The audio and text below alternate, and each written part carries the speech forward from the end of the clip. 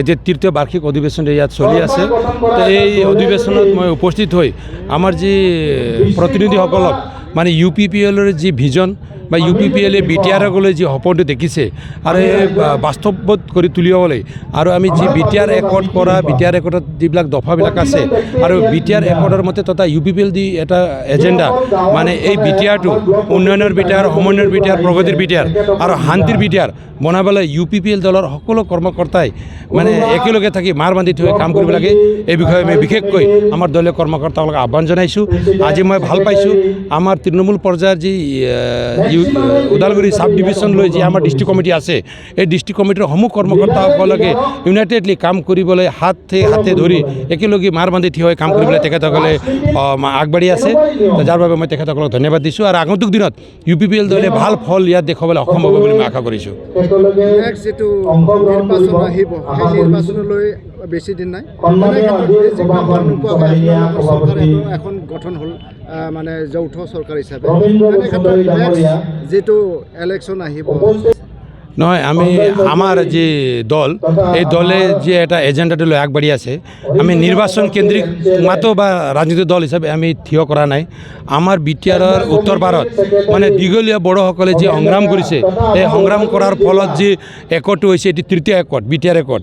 তো এই তৃতীয় একৰ্ডৰ পিছত আকৌ ইয়াত যোৱা দিনবোৰত আমি যি এটা মানে অসুবিধাবিলাক আমাৰ ইয়াৰ ৰাইজে পাইছিল এইটো যদি নাপায় আৰু আমাৰ মাজত কোনো ভুল বুজাবুজি নহয় ইয়াত বসবাস কৰা সকলো জাতি জনগোষ্ঠী একত্ৰিতভাৱে আগবাঢ়ি গৈ ইয়াত এটা ভাল এটা মানে চৰকাৰ বা ভাল এটা মানে পৰিৱেশ বনাবলৈ আমি সক্ষম হ'ব পৰা নিচিনা আমাৰ UPPL দলে কাম কৰিব।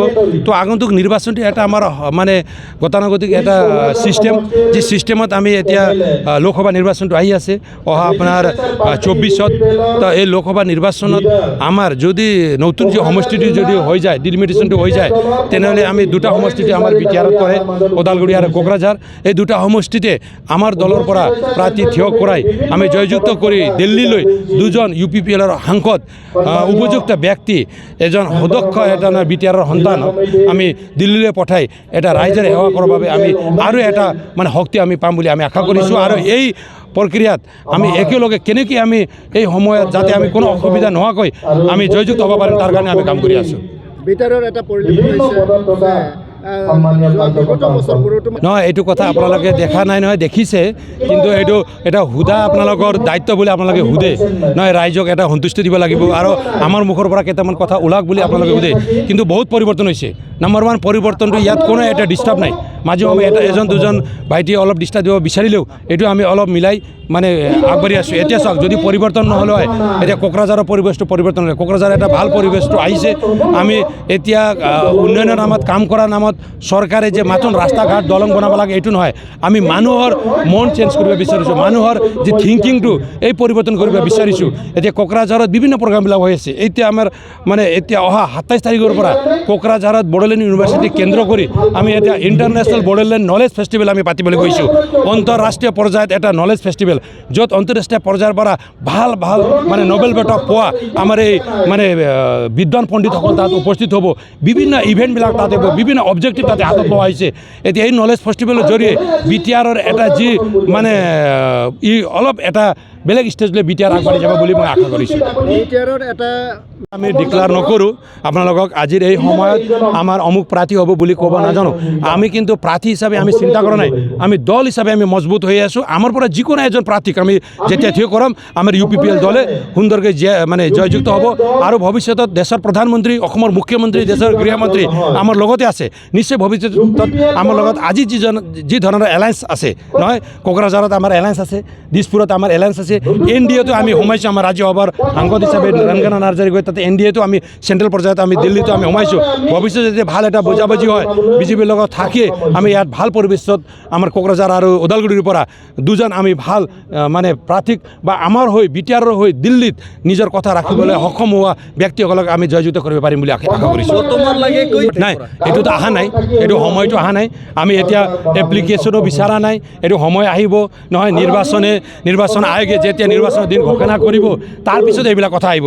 এতিয়া একো কথা নাই, আমাৰ যিকোনো এজন প্ৰাৰ্থী হ'ব পাৰে, আমাৰ ছিনিয়ৰ লিডাৰ্ছ যিকোনো এজন ইয়াত প্ৰাৰ্থী হ'ব পাৰে, কিন্তু এইজন প্ৰাৰ্থীকে জয়যুক্ত কৰিবলৈ আমাৰ তৃণমূল পৰ্যায়ৰ পৰা নিৰ্ভৰত আমাৰ সকলোৱে কাম কৰি যাব। ৰণনীতি নাই, এইটো মই কৈ আছোঁ, কোকৰাঝাৰ পৰা ওদালগুৰিলৈকে যিকোনো ইউ পি পি এলৰ প্ৰাৰ্থী বা ইউ পি পি এলত কাম কৰা এজন জ্যেষ্ঠ ব্যক্তি সাংসদ হিচাপে আমি ইয়াৰ পৰা পঠাম। এইজন ব্যক্তিক পঠাম বুলি আমি এতিয়া ক'ব নোৱাৰোঁ।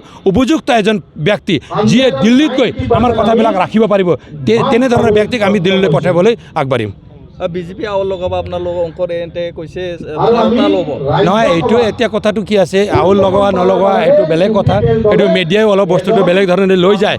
কিন্তু দেশৰ প্ৰধানমন্ত্ৰীয়ে আমাক মানে আশ্বাসন দিছে, দেশৰ প্ৰধানমন্ত্ৰীয়ে আমাক আশীৰ্বাদ দি আছে, সহায় কৰি আছে, দেশৰ গৃহমন্ত্ৰীয়ে আমাৰ লগত ভাল এটা সম্পৰ্ক লৈ কাম কৰি আছে, আৰু আমাৰ অসমৰ মুখ্যমন্ত্ৰীয়ে যোৱা চন্দ্ৰবাৰত আমাৰ কেন্দ্ৰীয় যি অধিৱেশন হৈছিল এই অধিৱেশনৰ মুকলি সভাতে স্পষ্টকৈ কৈ দিছে অহা মানে নিৰ্বাচনত কোকৰাঝাৰৰ পৰা ইউ পি পি এল প্ৰাৰ্থীক আমি মানে জয়যুক্ত কৰি লৈ যাব লাগে বুলি আমাৰ অসমৰ মুখ্যমন্ত্ৰীয়ে তাতে ঘোষণা কৰি আহিছে। ইয়াৰ পিছত আৰু আমি বিজেপি বা এজেপি বা ইউ পি পি এলৰ যি এলায়েন্সটো মানে এলায়েন্স হৈ নাথাকিব বুলি আমি ক'ব নোৱাৰোঁ, আৰু মজবুত হিচাপে একেলগে থাকি আগন্তুক দিনত এই লোকসভা নিৰ্বাচনত আমি একেলগে কাম কৰি যাম বুলি আমি আশা কৰিছোঁ। নাই, এইটো এতিয়াৰ কথা নহয়, কি কৰিম কি নকৰিম এতিয়া আমি ক'বলৈ নোৱাৰিম। এইটো সময়ৰ কথা, সময়তে আমি সিদ্ধান্ত ল'ম। আৰু আমি ভাবোঁ তেনেধৰণে একো নহয়।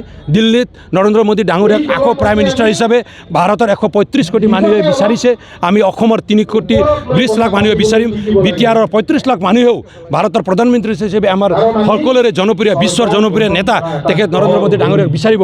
গতিকে আমিও বিচাৰিম, নিশ্চয় ইয়াত BJP U P P L সকলোৱে বিচাৰি দেশৰ প্ৰধানমন্ত্ৰী নৰেন্দ্ৰ মোদী হওক বুলি সকলোৱে আমি কাম কৰি যাম। এই সময়ত নিশ্চয় বিজেপিৰ ফালৰ পৰা ইউ পি পি এলৰ যি সকলো কথাটো বুজি মানে প্ৰাৰ্থী নিৰ্বাচন কৰাৰ সময়ত সহায় আগবঢ়াব। দলে ৰোল কৰিবই পৰা নাই, গণতন্ত্ৰত বিৰোধী দলৰ ভূমিকা থাকিব লাগিব, এইটো ডেম'ক্ৰেচি ছিষ্টেম। এই ছিষ্টেমত যদি বিৰোধী দলে ভূমিকা পালন নকৰে তেনেহ'লে ডেম'ক্ৰেচি ছিষ্টেমটো ছিষ্টেম নহয়। ভাৰত এনেকুৱা এটা দেশ যি বৃহৎ মানে পৃথিৱীৰ ভিতৰত বৃহত্তম এটা লোকতন্ত্ৰ, এইটো ৰাষ্ট্ৰ, ইয়াত বিৰোধী দলৰ ভূমিকা থাকিব লাগিব। কিন্তু আমাৰ বিৰোধী দলৰ যিজন নেতা বা আমাৰ BPFৰ বিশেষকৈ যি সভাপতি, তেখেতে এছেম্বলিত থাকি কেইটামান কুৱেশ্যনবিলাক এৰাইজ কৰি যে আমাৰ চৰকাৰক এটা মানে ভাল দিশত আগবঢ়াই লৈ যোৱাৰ কাৰণে যি ৰাইজৰ হৈ তেখেতে আগবঢ়াব লাগিব, সহায় সহযোগ আগবঢ়াব লাগিছিল, এইটো আগবঢ়োৱা নাই। তো আমি কৈছোঁ বিৰোধীয়ে কি ক'ব নক'ব এইটো আমি কাম কৰা মানে আমি কাণ দিয়া নাই। আমাৰ কথাটো হ'ল আমি যি উদ্দেশ্যটো লৈ, আমি যি লক্ষ্যটো লৈ মানে BTRত শাসনত আহিছোঁ, আৰু যি একটো বিশেষকৈ শান্তিৰ BTR কৰিবৰ কাৰণে যি আমি পৰিকল্পনা কৰিছোঁ, আমাৰ দলৰ সভাপতি আৰু আমাৰ BTRৰ চিফ মহোদয়ৰ যি এখন মানে ভিজন আছে, এই ভিজনৰ জৰিয়ে BTRক আগবঢ়াই লৈ যাবৰ কাৰণে BTR থকা সকলো জাতি জনগোষ্ঠীক এটা সমন্বয়ৰ BTR বনাবৰ বাবে, প্ৰগতিৰ BTR আৰু শান্তিৰ BTR বনাবৰ কাৰণে যি এটা আমি পৰিকল্পনা হাতত লৈছোঁ, এইখিনিতে আমি কাম কৰি আছোঁ। এটা কথা চাওক, যেতিয়া আমি ছিষ্টেমত আহিম, ছিষ্টেমটো আমি চাব লাগিব। এতিয়া আমি যিবিলাক ফৰেষ্টৰ যি কথাটো অলপ আপোনালোকে কৈছে, অলপ আগত যি এভেকশ্যন হৈছে এইবিলাকৰ কথা, মানে ফৰেষ্ট ৰাইট এক্ট এইটো আমি বনোৱা নহয়, BTR চৰকাৰে বনোৱা নহয়, এইটো ভাৰত চৰকাৰ সুপ্ৰিম কোৰ্টৰ কথা আছে। ইয়াৰ মতে এই আইন মতে যি এটা ছিষ্টেমত যাব, এই ছিষ্টেমত আমি কাম কৰিম। আৰু এই মতে ফৰেষ্টটো আমাক লাগিবই। আমি বনজ সম্পদ যদি আমি ধ্বংস কৰোঁ তেনেহ'লে মানৱ সম্পদ কেনেকৈ জীয়াই থাকিব? মানৱ সম্পদক জীয়াই থাকিব, বহনক্ষম উন্নয়ন যাক বুলি কয় অসমীয়াত, এই বহনক্ষম উন্নয়নৰ কথাটো চিন্তা কৰি বনজ সম্পদক অলপ মানে ৰক্ষণাবেক্ষণ দি আমি ভৱিষ্যতত আগবাঢ়ি যাব লাগিব। আৰু আমি আহ্বান জনাইছোঁ, আমাৰ লগত ঢেৰ মাটি আছে, মানে বনত গৈ বনটো ধ্বংস কৰি আমি তাতে ঘৰ পাতি সাজিব নালাগে। বাকী বহুত চৰকাৰী মাটি আছে, BGR আছে, চৰকাৰে এইবিলাক মাটিত এইবিলাক মানুহসকলক মানে ইষ্টাব্লিছ কৰাই আগন্তুক দিনত ভাল এটা পৰিৱেশ বনোৱাৰ কাৰণে চেষ্টা কৰি যাম। Thank U.